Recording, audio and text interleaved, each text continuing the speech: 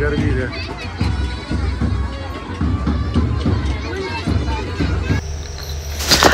साईराम, स्वागत आहे पुन्हा एकदा आपल्या साई शितू यूट्यूब चॅनलमध्ये. तर आपण आता चाललेलो आहे कोटमगाव येथील जगदंबा माता दर्शनाला. तर आपण आता उकडगावचं दर्शन वगैरे करून निघालो आहे वैजापूरच्या दिशेकडे आणि वैजापूरवरून आपण जाणार आहोत येवला मार्गे कोटमगावला. तर चला जाऊया. आजचा ब्लॉग नक्की बघा. ओम साईराम, हर हर महादेव.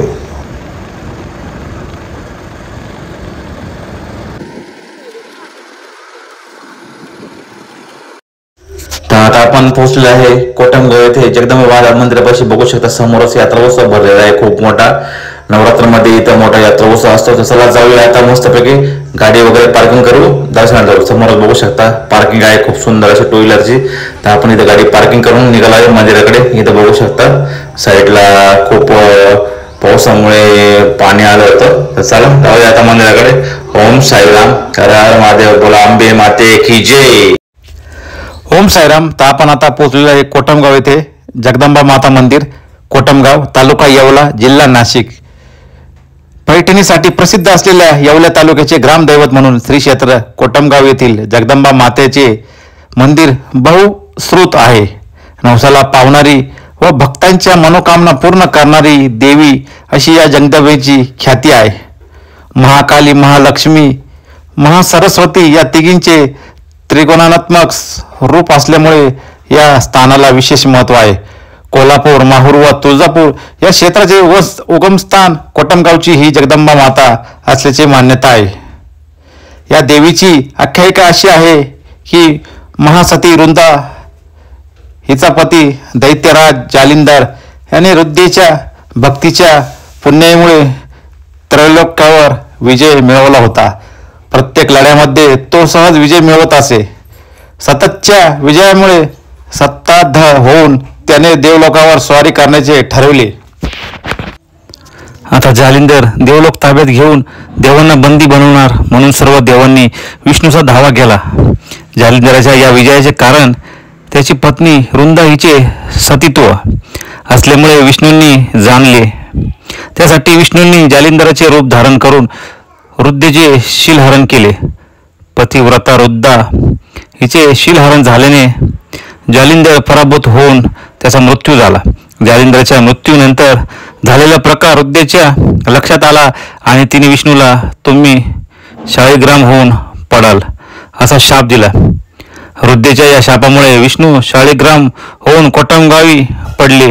यानंतर महालक्ष्मी, महासरस्वती व महाकाली या तिघींनी विष्णूला शोधावयास निघाल्यानंतर विष्णू त्यांना कोटमगाव येथे शालिग्राम होऊन पडलेले दिसले.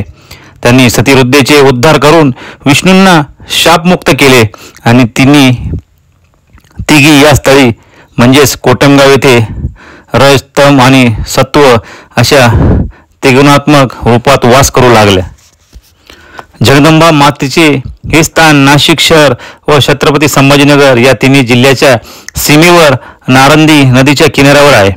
असे सांगितले जाते की जगदंबेच्या स्थापनेचा काळ निश्चित नसला तरी येवला शहर बसवण्याचा शेकडो वर्षे आधीपासून देवीचे येथे स्थान होते. हे प्राचीन मंदिर पूर्वी दगड व मातीचे होते. 1955 ते 60 या काळात ग्रामस्थांनी प्रथम या मंदिराचा जीर्णोद्धार केला.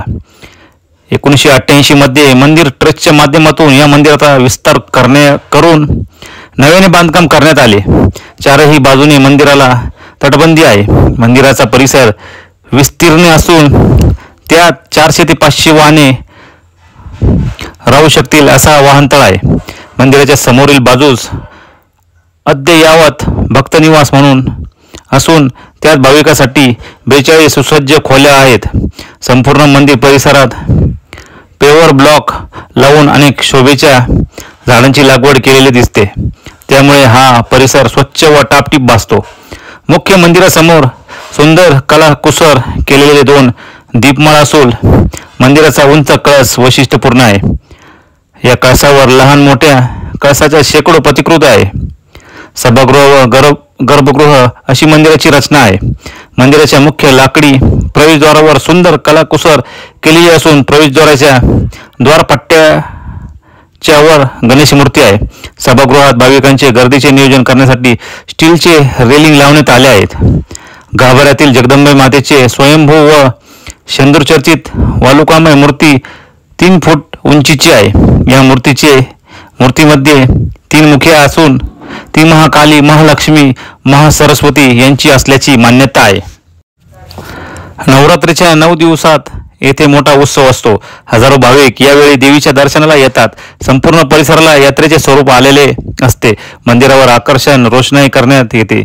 या काळात देवीला दररोज नवनवीन पैठण्या परिधान करून सोन्या चांदीचे अलंकार चढवले जातात. विविध फुलांनी गाभाऱ्यासह मंदिराची सजावट करण्यात येते. त्यामुळे मातेचे रूप आणिकच खुलते. चंदनाच्या पाटावर चांदीच्या ताटात मातेला शाही थाटात नैवेद्य दाखविला जातो. जागृत देवस्थान असल्यामुळे येथे नवरात्रीत हजारो स्त्रीपुरुष घटी बसतात.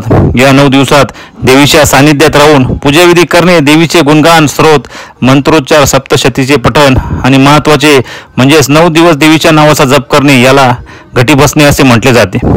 घटी बसणाऱ्या भाविकांना स्वच्छ पाणी, फराळ व निवासस्थानी व्यवस्था मंदिर समितीतर्फे करण्यात येते. या 9 दिवसात भाविक श्रद्धेनुसार शंकरपाळे, खारीक यांचे देवीसमोर उधळण करतात. हा प्रसाद जेलण्यासाठी भाविकांची मोठी गर्दी असते. उत्सव काळात सकाळी व सायंकाळी मातेची महाआरती केली जाते. दररोज विविध सांस्कृतिक व धार्मिक कार्यक्रमांचे आयोजन केले जाते. या काळात भाविकांसाठी मंदिराचे दारे 24 तास खुला असतात. येवला ते कोटमगाव हा 3 किमी रस्ता या काळात भाविकांची दुतर्फा भरून वाहत असतो. जगदंबा देवीच्या मुख्य मंदिराजवळ महादेवाचे व यमाई तुकाई देवी यांची मंदिरे आहेत. धार्मिक कार्याबरोबर मंदिर ट्रस्टतर्फे पूरग्रस्त व दुष्काळग्रस्तांना वेळोवेळी आर्थिक मदत करण्यात येते. शहीद सैनिकांच्या कुटुंबांना तसेच उद्योन्मुख खेळाडूंनाही मंदिर ट्रस्टतर्फे सहाय्य केले जाते. नवरात्रीच्या काळात घटी बसलेल्या भाविकांसाठी मोफत आरोग्य तपासणी शिबिरांचे आयोजन करण्यात येते. उत्सव काळात व्यतिरिक्त दर मंगळवारी व शुक्रवारी देवीच्या दर्शनासाठी येथे भक्त गर्दी करीत असतात. ओम साईराम. आता आपण दर्शन वगैरे करून आलेले बघू शकता. यात्रेमध्ये मस्त यात्रा भरलेली आहे, खूप मोठी. तर 9-10 दिवस इथे नवरात्रोत्सव मोठी यात्रा असते. तर आपण आता यात्रेमध्ये मस्त थोडा एन्जॉय आनंद करावा. मस्त झोक्यात वगैरे बसून बघू शकता. पाळणे वगैरे खूप सारे इथे लहान मुलांसाठी खेळण्यासाठी आहे. तर आपण यात्रा वगैरे करून आता निघालो आहे आपल्या घराकडे. तर आजचा ब्लॉग तुम्हाला कसा वाटला नक्की सांगा. व्हिडिओ आवडला असेल तर लाईक करा, कमेंट करा, व्हिडिओला जास्तीत जास्त शेअर करा. आमच्या चॅनलला नवीन असाल तर जाऊन चॅनलला सबस्क्राईब करा आणि बेल आयकॉन दाबायला विसरू नका. तर भेटू एका अशाच नव्या व्हिडिओमध्ये. तोपर्यंत ओम साईराम, हर हर महादेव. बोला अंबे माते की जय. बोला जगदंबा माता की जय.